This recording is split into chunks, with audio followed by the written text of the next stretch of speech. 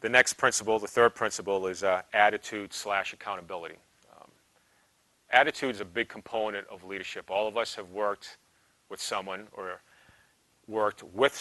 for someone, right, who has a very poor attitude, where they see doom and failure around every corner. That's not too motivating, is it? Being around that person 8 or 10 hours a day when they're constantly complaining, bickering, they're not offering solutions. All they're doing is pointing out problems. Well, anyone can point out a problem. Anyone can scream fire, but a lot of people don't want to pick up the fire hose. So understand your attitude, and it's not just even your words, it's your actions and your body language and the vim and vigor that you bring to the fight on what it is that you're trying to accomplish. If you're moping around, getting up late, and woe is me, how do you expect to inspire anyone around you? Your friends, your coworkers, your family. Attitude plays a huge role in being an authentic leader. Again, we could look at Christ. He was focused on the mission, and he was motivated on the mission. He inspired the apostles by his attitude. Attitude is the passion we bring to the fight. It sets the tone and tempo of your convictions. Your attitude and effort will inspire others to follow. No one will follow a person into battle who complains, moans, or settles for mediocrity. A dynamic attitude motivates others and strengthens and lifts their hearts and spirits to fight the good fight. Good leaders remain positive and steadfast in the worst conditions and relish the opportunity to face the hardship at hand. The one thing that you're always in control of is your attitude. There's a gentleman named Viktor Frankl who was a medical doctor during World War II, a Jewish man, captured by the Germans and put into Auschwitz. His wife and daughter were sent to another camp. They died subsequently. He didn't know at the time. The Germans, the SFs, kept him alive because he was a medical doctor, so they were using him for his skill sets. But they were also doing experiments on him. And in this book that he writes, I forget the title of the book, but it's Viktor Frankl. Man's Search for Meaning. Thank you. Man's Search for Meaning. He talks about when the Germans were doing, they could take everything away from him, his clothes, how much sleep he got, how much food he was going to eat, what he drank. They'd strap him down to a gurney, do experiments on him. And it was during this time it dawned on him the one thing that they couldn't do to him was control his attitude. And when they were doing these horrific things to him, he would dream and think about, he was also a university professor, he would be back in the university lecturing his class. So he was in control of his attitude. The Nazis weren't. He was in control of his attitude. And he called it the last of human freedoms. The last of human freedoms. So attitude plays a huge role in leadership. A story I want to share with you is, you're familiar with Apollo 13, the episode of that space capsule where they had the oxygen scrubbers go bad.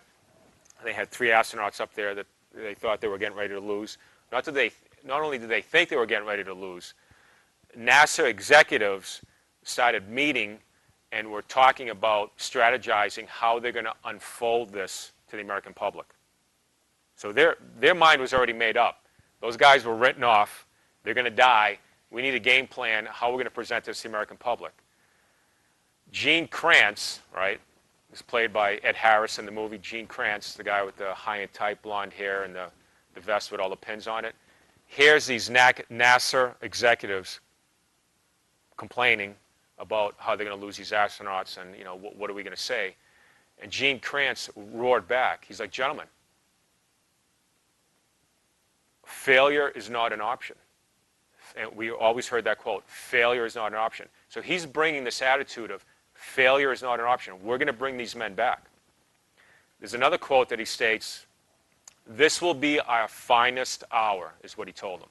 So in great turmoil and what looks like to be a horrific event, he says this will be our finest hour. Now, what a lot of folks don't know is Gene Kranz was a devout Catholic. I think he had like 6 kids. So whether he realized it or not, he's bringing in his Catholic faith. In great hardship and in suffering, he's finding this will be our finest hour. So attitude plays a huge role in how you look at things. So Gene Kranz, by his sheer will and his attitude, brought those men down. He could have easily acquiesced to the NASA executives. Yeah, you're right, doom and gloom, how are we going to get these men down? Let's write up a couple of courses of action, how we're going to unfold this to the public. But he said, no, failure is not an option. So attitude plays a critical role in our lives and how we deal with other people. I want to share another quote from you from Theodore Roosevelt, one of my favorite presidents, where I think this sums up attitude very well. It's not the critic that counts, not the man who points out how the strong man stumbled or where the doer of deeds could have done better. The credit belongs to the man who is actually in the arena, whose face is marred by dust, sweat, and blood, who strives valiantly, who errs and comes up short again and again, who knows the great enthusiasm, the great devotions, who spends himself in a worthy cause, who at best knows in the end the triumph of high achievement, who at worst at least fails while daring greatly, so that his place shall never be with those timid souls who know neither victory or defeat. Those timid souls that know not victory or defeat because they're just afraid to try. Right? Attitude plays a huge role, gentlemen, when we motivate other people and to inspire other people. The other part of the A is accountability. Listen, if you're going to be a good, solid leader, you have to be accountable for your actions. You have to admit when you make a mistake. You have to admit when you make a mistake. Otherwise, you're not going to have any credibility. And when things go well and you're successful in the mission, you give credit to your men. And when they go bad, you accept responsibility for it. You have to be accountable for your actions. The people that work for you, your family, your friends, they'll see through that. Many times during my career, I failed in understanding that concept and made many mistakes as a team sergeant during my career. It was later, after coming back to my Catholic faith back in 2004 during my conversion experience, that humility allowed me to understand these principles and see the clarity in them. When you're living in that morass of sin, these principles don't mean much to you because you're always trying to satisfy your own selfish desires. So accountability, you have to be accountable for your actions. Authentic leaders take responsibility regardless of the consequences. Take ownership of your responsibilities, freely accepting your cross. Reflections and examination on this section of attitude and accountability. Is your attitude one that motivates others, or do you see defeat around every corner and settle for mediocrity? Do you genuinely seek out responsibility, or do you seek ways to avoid it? Do you take accountability for your actions?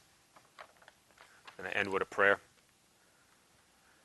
Dear Jesus, teach me to receive the grace of fortitude, to shine with your strength, to welcome the responsibility with eagerness, no matter how daunting the circumstance. Lord, allow me, your humble servant, to be a beacon of hope, strength, and courage to others, to simply and faithfully glorify your will.